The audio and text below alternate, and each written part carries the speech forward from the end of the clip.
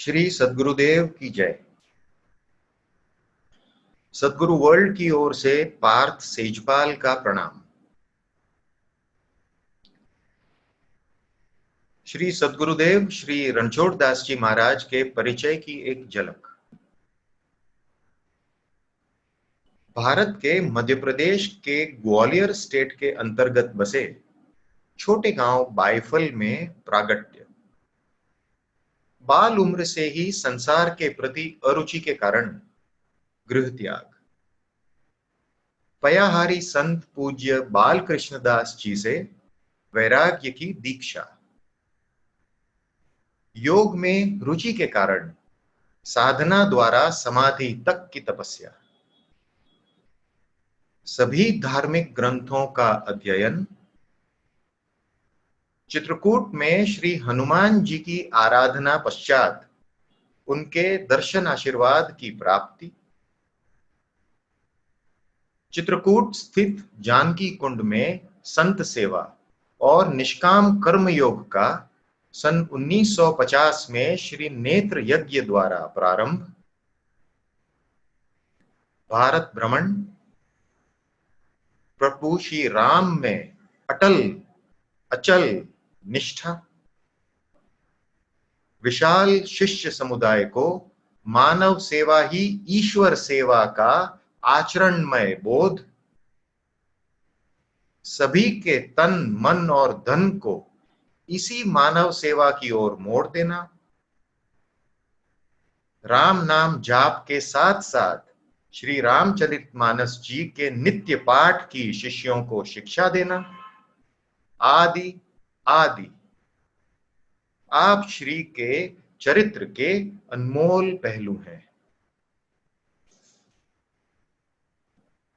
बहुमुखी प्रतिभा के धनी, तपस्वी, मानवता प्रेमी, सहृदयी, अकिंचन, प्राणी मात्र में ईश्वर दर्शन करने वाले संत शिरोमणि परम पूज्य श्री श्री श्री 1008 सद्गुरुदेव श्री रणछोड़ दास जी महाराज तारीख 19 अप्रैल 1970 को मुंबई में ब्रह्मलीन हो गए। मानव सेवा का जो बीज आप श्री ने बोया था सो आज वट वृक्ष बन गया है। चित्रकूट के अलावा राजकोट, आनंदपुर, वांसदा आदि स्थानों पर भी इसकी शाखाएं फैल चुकी हैं। तमाम शिष्य समुदाय इस सेवा कार्य में निष्ठापूर्वक संलग्न है। पूज्य श्री गुरुदेव कल भी हमारे बीच थे, आज भी एक चैतन्य सत्ता के रूप में हमारे साथ विद्यमान हैं और कल भी रहेंगे। हे मेरे गुरुदेव, ये समस्त सद्गुरु की दुनिया, ये सद्गुरु वर्ल्ड आपका ही है। आप श्री के द्वारा दी गई शिक्षा दीक्षा, आपकी कृपा व आपके बोध वचनों का प्रचार प्रसार इस सद्गुरु वर्ल्ड चैनल का लक्ष्य है। आशीर्वाद दीजिए प्रभु। आपकी कृपा सदैव बरसती रहे।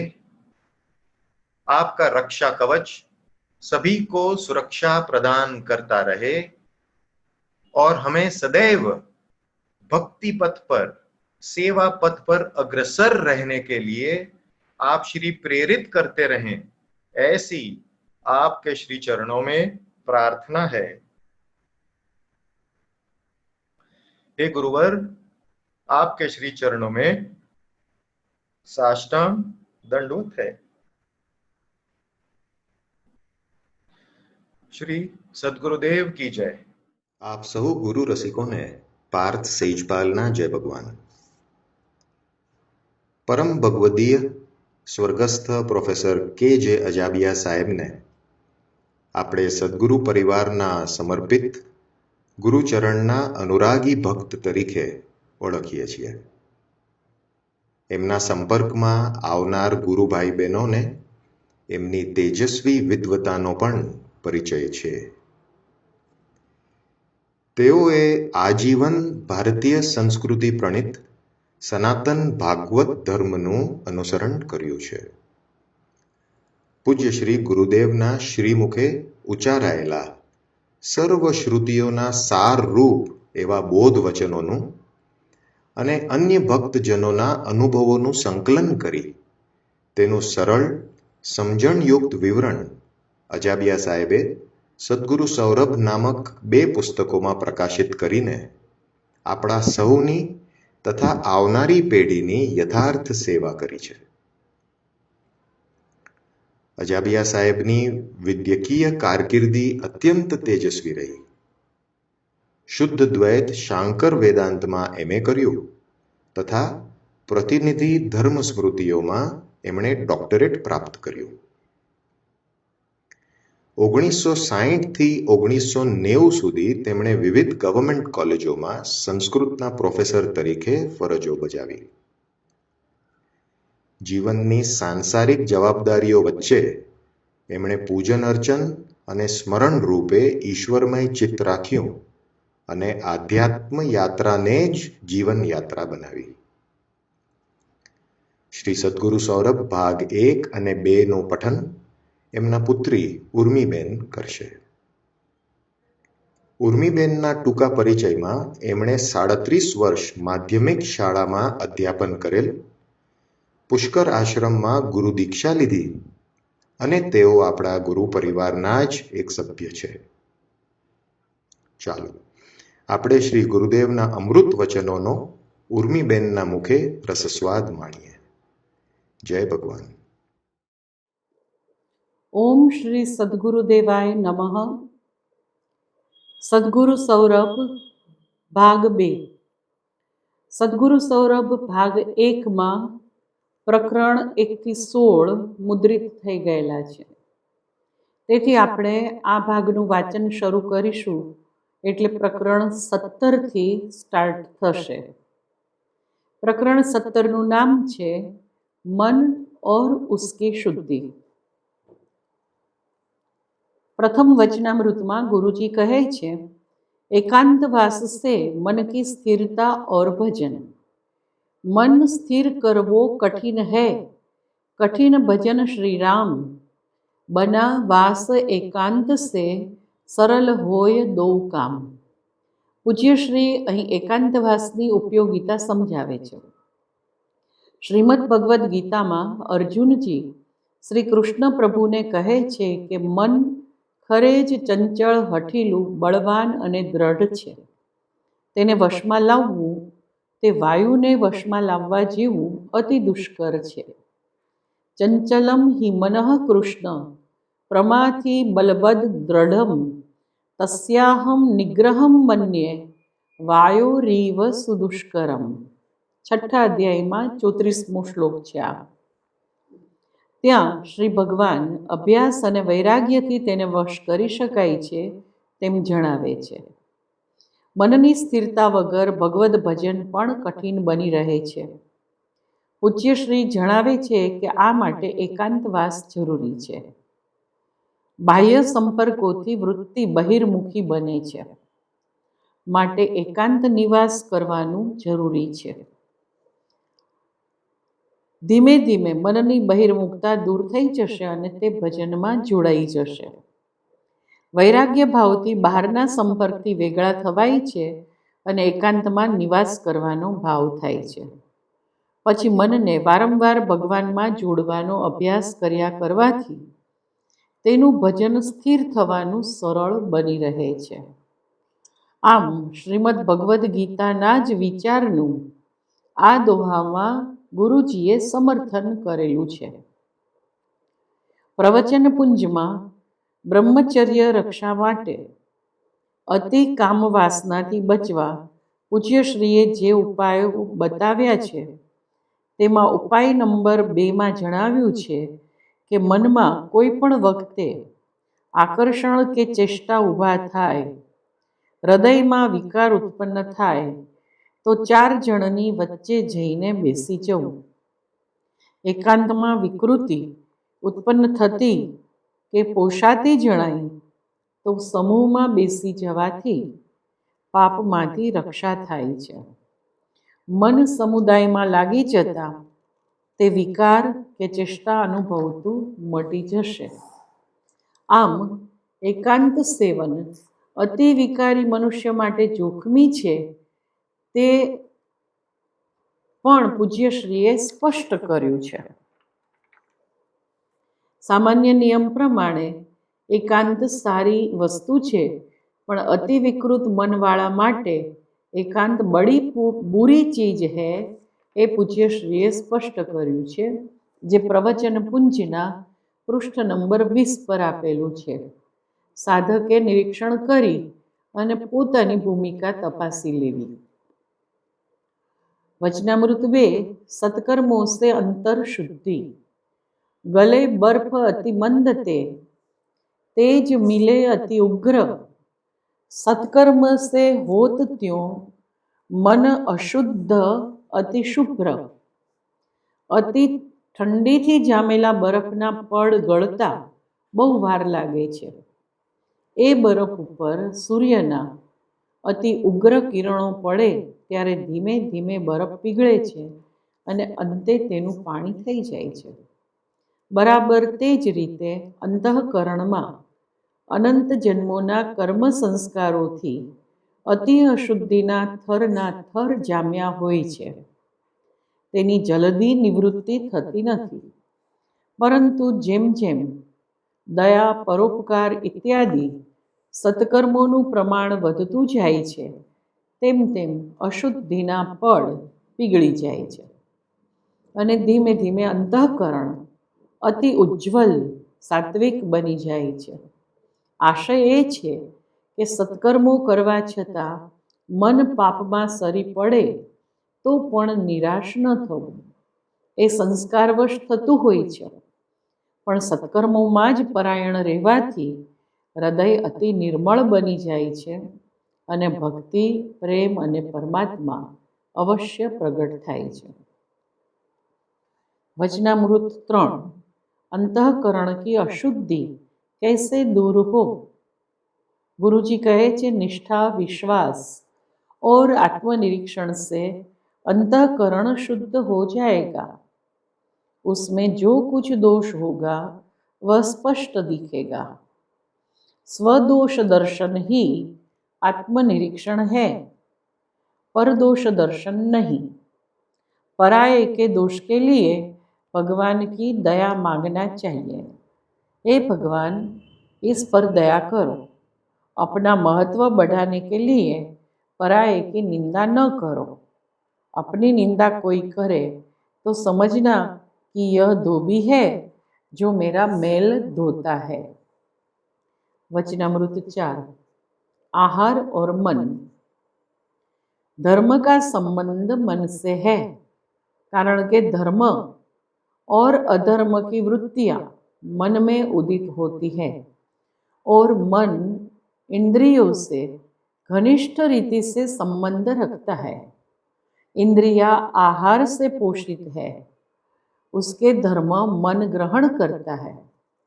बस वही संबंध मन का आहार से है. जैसा खाओ अन्न वैसा बने मन, यह लोक गाथा प्रचलित है. विहार में तो मन का घनिष्ठ संबंध है. विहार की योजना मन ही बनाता है. श्री जयदयालजी गोयंदकाए कह્યું છે कि न्याय के धन का भोजन पवित्र होता है. दूसरों की कोई भी चीज न ले. दूसरों की वस्तु ग्रहण के दाने के समान समझे. ग्रहण के दाने, ગ્રહણમાં કંઈ પણ વસ્તુ ખાવાની મનાઈ હોય છે એટલે એને એ અશુદ્ધ ગણાય છે. दूसरे का अन्न खाने से बुद्धि भ्रष्ट हो जाती है. न्यायाधीश अन्याय का पैसा खाने से ठीक ठीक न्याय नहीं कर सकता. न्याय के थोड़े पैसे भी बहुत बरकत करते हैं. बबूल से आम कैसे पैदा होगा. अतः हम सुख चाहे और पाप का बीज बोए तो सुख कहाँ से होगा। आहार शुद्धो सत्व शुद्धि ही। आहार शुद्धि से अंतःकरण की शुद्धि होती है। सत्व शुद्धि से भगवान की प्राप्ति होती है। पाप कभी न करो, चाहे लाख रुपये भी मिलते हो। मुट्ठी भर चने खाकर रह जाए पर पाप न करे।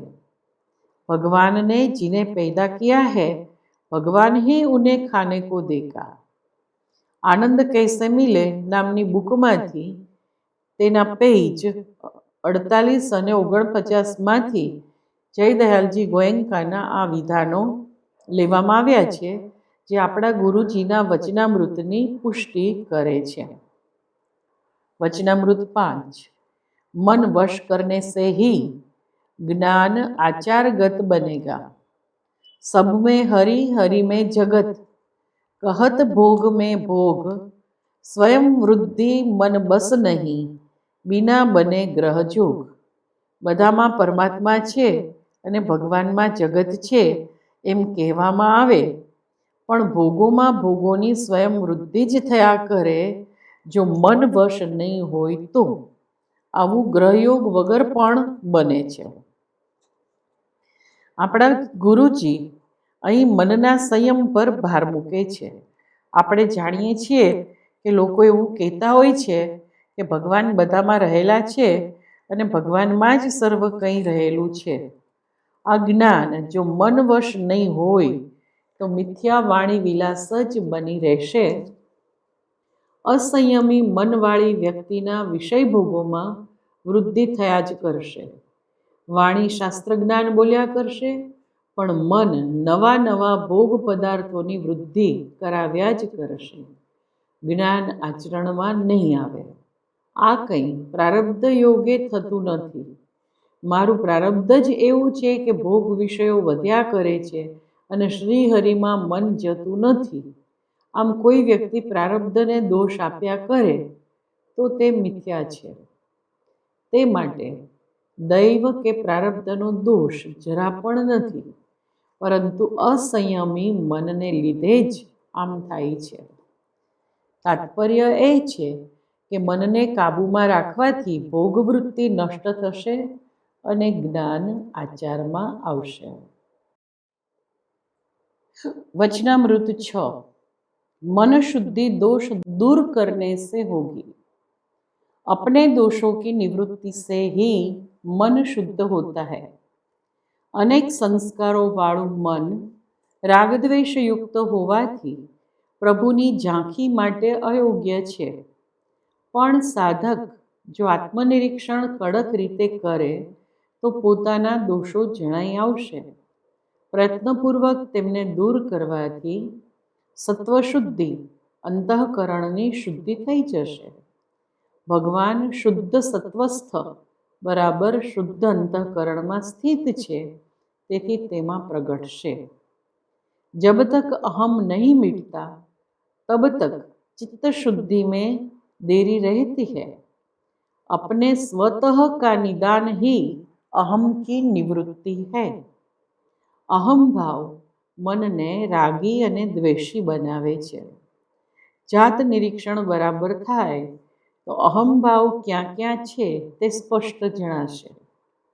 आ जणाता ज अहम भाव चाल्यो जशे। वचनामृत 7।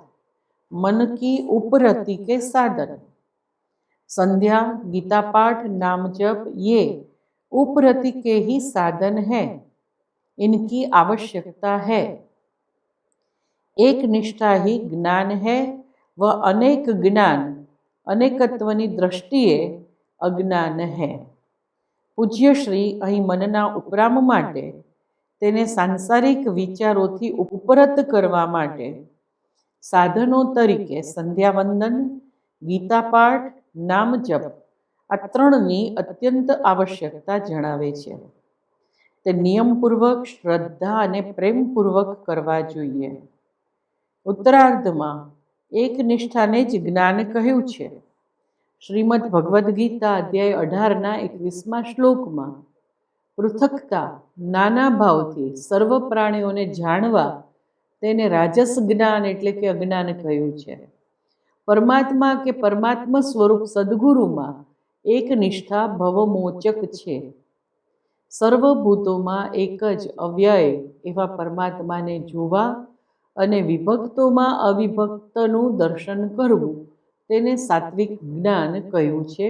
ગીતાજીના 18મા અધ્યાયના 20મા શ્લોકમાં.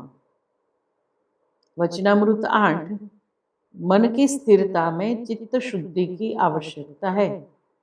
પૂજ્ય શ્રી અહીં પરમાત્મામાં મનની સ્થિરતા માટે મનની શુદ્ધિને આવશ્યક ગણાવે છે. સવારે કે નિશ્ચિત સમયે જપ, સ્વાધ્યાય કે ધ્યાન કરવા બેસનારને અનુભવ થાય છે કે મન આ સાધનોમાં થોડી વાર લાગે છે, પરંતુ તરત જ અન્ય વિચારો મનનો કબજો લઈ લે છે. આનું કારણ એ છે કે મનને પરમાત્માથી ઇતર વસ્તુઓ, વ્યક્તિઓ કે ક્રિયાઓ ગમે છે. આ જ મનની અશુદ્ધિ છે. તે દૂર કરવા સાધકે અભ્યાસ અને વૈરાગ્ય દ્રઢ કરવા જોઈશે. ન દેખાતા પરમાત્મા કે ઈષ્ટની મહત્તા બરાબર હૃદયમાં વસી જાય તેવા સંત હરિભક્તોનો સત્સંગ તથા ઉત્તમ ગ્રંથોનું અધ્યયન કરવા જોઈએ. દુન્યવી વસ્તુઓ, વ્યક્તિઓ કે ક્રિયાઓ પરમાત્મા કરતાં વધારે પ્રિય હોવા તે સ્વાર્થ બતાવે છે. સ્વાર્થ જ મનની અશુદ્ધિ છે, કારણ કે સ્વાર્થથી અહંતા અને મમતા જાગે છે. જ્યાં અહંતા મમતા હોય ત્યાં મનની જ્વલન જતી નથી અને શાંતિ કે પરમ વિશ્રામ મળતા નથી. वचनामृत 9 चित्त शुद्धि होने पर आत्मानुसंधान. आत्मानुसंधान में चित्त शुद्धि की परम आवश्यकता है. चित्त शुद्धि शुभ कर्मों द्वारा होती है. शुभ कर्म ईश्वर कृपा से होते हैं. ईश्वर कृपा हरिस्मरण से होती है. हरिस्मरण गुरु कृपा से होता है. पुरुषार्थ गुरु द्वारा होता है. અહીં પૂજ્યશ્રી સ્વરૂપ સ્થિતિ માટે કારણ માળા આપે છે, આખી પરંપરા બતાવે છે. આત્માનું સંધાન માટે વિવેક બુદ્ધિ જરૂરી છે, પરંતુ વિવેક બુદ્ધિ ચિત્ત અશુદ્ધ હોય તો ન જ સ્ફુરે. શુભ કર્મોના આચરણથી ચિત્તની અશુદ્ધિ મટે છે. તે માટે પ્રભુ કૃપા અને પ્રભુ કૃપા માટે જપમાં પ્રેમ જરૂરી છે. ગુરુ અથવા સંતોના સંગથી, સત્સંગથી નામ જપમાં અનુરાગ પ્રગટે છે. આ માટે પુરુષાર્થ કરવો જરૂરી છે, જે માટે સત્સંગથી એટલે કે ગુરુ કૃપાથી પ્રેરણા મળે છે. અધ્યાત્મ ઈશ્વરેચ્છા, પ્રારબ્ધ કે સ્વભાવ પર આધારિત નથી, પણ પુરુષાર્થ પર નિર્ભર છે. वचनामृत 10 मन को विषयों से कैसे हटाया जाए. शरीर के किसी भाग में खरज यानी खुजली आती है तो तुरंत ही वहाँ हाथ पहुँच जाता है, उसमें समय नहीं लगता. ठीक उसी तरह मन भी उसका अनादिकाल से विषयों में जाने का स्वभाव होने से, अभ्यास होने से शीघ्र ही विषयों में लग जाता है, और ऐसा होना स्वाभाविक भी है. इसलिए बहुत और सतत जागृति और दीर्घकाल के अभ्यास के बिना मन को विषयों से विमुख करना कठिन है. इस अभ्यास में सत्संग, सात्विक आहार और विषयों के प्रति दृढ़ वैराग्य यानी विषयों में दोष दर्शन सहाय रूप हो सकता है. वचनामृत 11 अंतःकरण क्यों बिगड़ता है. प्रत्येक के संस्कार अलग अलग होते हैं, अतः इसका विचार नहीं करने पर हमारा अंतःकरण बिगड़ता है.